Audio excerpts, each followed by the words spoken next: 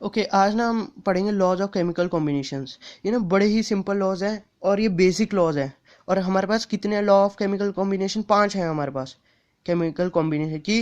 भैया chemicals react करते हैं तो किन किन लॉज को वो फॉलो करते हैं, इसमें ये बताया गया है। तो सबसे पहले ना शुरुआत इन लॉज की सबसे पहले एंटोनी इसने की थी, लोवाइजर ने।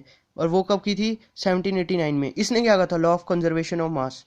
पढ़ने से पता चल रहा है कंजर्वेशन ऑफ मास, मास का कंजर्वेशन। ये क्या कहता है? भैया कोई भी केमिकल रिएक्शन करा लो, mass can never be created और destroyed in a chemical reaction. बस एक लाइन में यही कहता है ये।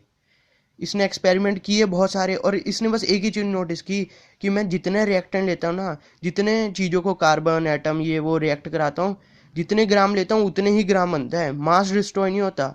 अब तुम जैसे सोचोगे कि अगर पानी में हमने नमक घोल दिया, उसे गरम गरम कर दिया तो वेट तो उसका कम हो गया। अरे पानी के वेपर तो उड़ गए, उन वेपरों का तो वेट था। तो वाट मास हमेशा कंजर्व रहेगा। कभी कभी शक होता है कई एक्सपेरिमेंट में कि मास कंजर्व है, लेकिन मास तो हमेशा कंजर्व रहेगा।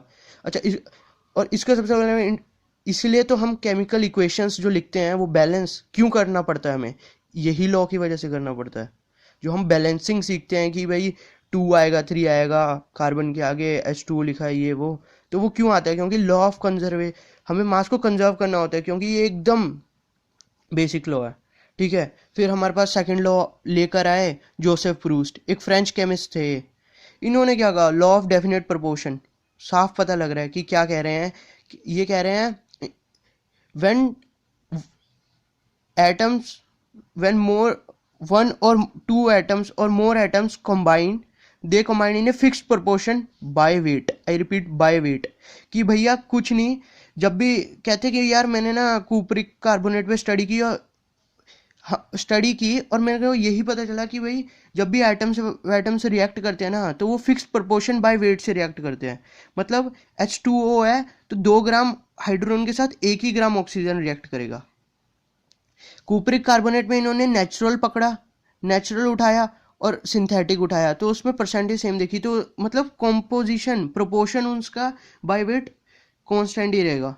अच्छा, इस लॉ का यूज़ क्या है? इस लॉ का ये यूज़ है क्योंकि हमें क्वेश्चन पेपर में क्वेश्चन आ जाते हैं, जैसे क्वेश्चन पूछे जाते हैं कि भैया तुम्हारे पास 70 ग्राम ऑक्सीजन है, 30 ग्राम हाइड्रोजन है, तो कितना ग्राम पानी बनेगा? तो वो कैसे पता चलेगा? उसके प्रपोर्शन से पता चलेगा। कि हमें पता है कि 2 ग्राम हाइड्रोजन के साथ 1 ऑक्सीजन रिएक्ट करता है, तो 30 ग्राम हाइड्रोजन के साथ कितना ऑक्सीजन रिएक्ट करेगा, उस हिसाब से हम पता करेंगे कि कितना हमारे पास H2 का मतलब H2O बनेगा, पानी कितना बनेगा, पानी कितने ग्राम मिलेगा। ठीक है, ये बस इतना सिंपल सा लॉ है। इसके बाद आया लॉ ऑफ मल्टीपल प्रोपोर्शन।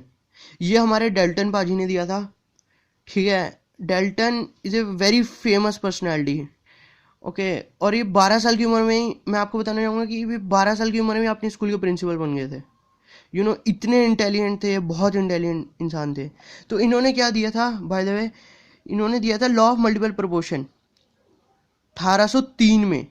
और वो क्या कहता है?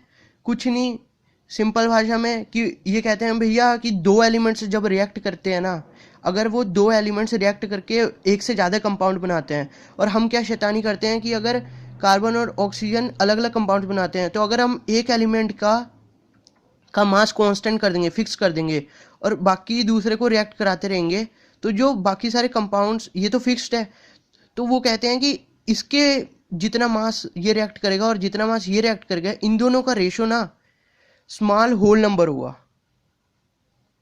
कि डिफरेंट मासेस का रेशो एलिमेंट के, उनका रेशो स्मॉल होल नंबर में होगा। That's it. इसमें एक वाटर का एग्जांपल दे रखा है कि जैसे हमने इसमें हाइड्रोजन को फिक्स कर दिया, लेकिन ऑक्सीजन हाइड्रोजन पेरोक्साइड भी बनाता है, वाटर भी बनाता है हाइड्रोजन से रिएक्ट करके, तो इन दोनों का रेशो क्या है? 1:2 है। तो मतलब सिंपल होल नंबर।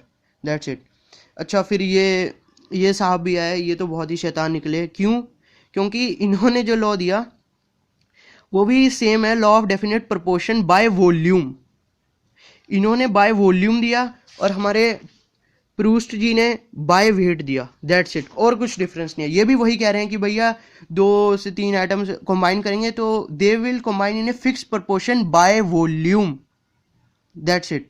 कि हमने 2 लीटर हाइड्रोजन लिया और 1 लीटर ऑक्सीजन लिया, तो हमारे पास मतलब पानी हमारे पास इतना मिलेगा, मतलब 1 लीटर हमारे पास पानी आ जाएगा। That's it. और इनका कुछ अलग नहीं है, बस नाम अलग देने से कुछ चीज़ें अलग नहीं हो जाती, ठीक है। अच्छा, फिर हमारे पास फिफ्थ आता है एवोगैड्रो पाजी। एवोगैड्रो साहब तो बहुत ही चालू निकले।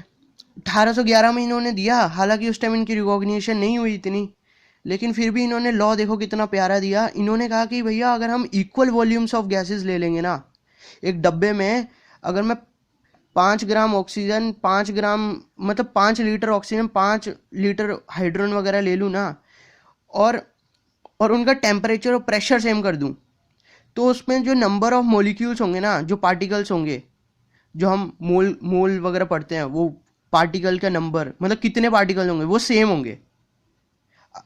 एक लॉ आता है जो, अगर शायद आपने आइडियल गैस इक्वेशन की हो, तो उसमें आता है P V is equal to N R T. समझ लीजिए एक इक्वेशन है, ठीक है। तो P इसमें प्रेशर होता है, V इसमें वॉल्यूम होता है, N इसे नंबर ऑफ मोल्स होता है, R इसे यूनिवर्सल कांस्टेंट होता है, और T इसे टेम्परेचर होता है। तो ये पाजी क्या कह रहे हैं, बहुत चालू, अपने आप को बहुत चालू समझते हैं, कह रहे हैं मतलब चालू क्या, दिमाग लगाया है बंदे ने, बट क्या कह रहे हैं हमें वो समझना है। कह ये रहे हैं कि प्रेशर अगर हम कांस्टेंट कर देंगे, सेम कर देंगे, वॉल्यूम कांस्टेंट कर देंगे, टेम्परेचर अगर हम कांस्टेंट कर देंगे, तो आर तो हमारे पास यूनिवर्सल कांस्टेंट है, तो एन तो होना ही था, होना ही है। कि भैया मैंने एक गैस ली, इक्वल वॉल्यूम की गैसें ली, ठीक है, उसका टेम्परेचर प्रेशर सेम कर दिया, तो उसमें जो मॉलिक्यूल्स होंगे, नंबर ऑफ मॉलिक्यूल्स होंगे, वो इक्वल होंगे। That's it. ये 5 लॉ हैं, सिंपल हैं। कितने सिंपल हैं। ये क्या कह रहा है कि मास कंजर्व रहेगा जब भी रिएक्शन होगा। ये क्या कह रहे हैं कि जब भी रिएक्शंस होगा तो वो फिक्स प्रोपोर्शन बाय वेट से रिएक्ट करेंगे। ये कह रहे हैं, अपनी कहानी डाल रहे हैं कि भैया एक चीज़ को कॉमन कर दो, बाकियों को उनके रेशो होल नंबर में होगी। ये बस नाम चेंज कर रहे हैं और वही कह रहे हैं प्रोपोर्शन बाय वॉल्यूम, कि फिक्स प्रोपोर्शन बाय वॉल्यूम। और ये पाजी कह रहे हैं कि भैया पी प्रेशर सेम कर दो, वॉल्यूम सेम कर दो, वॉल्यूम सेम कर दो, टेम्परेचर सेम कर दो, तो अपने आप ही नंबर ऑफ मॉलिक्यूल सेम हो जाएंगे। That's it.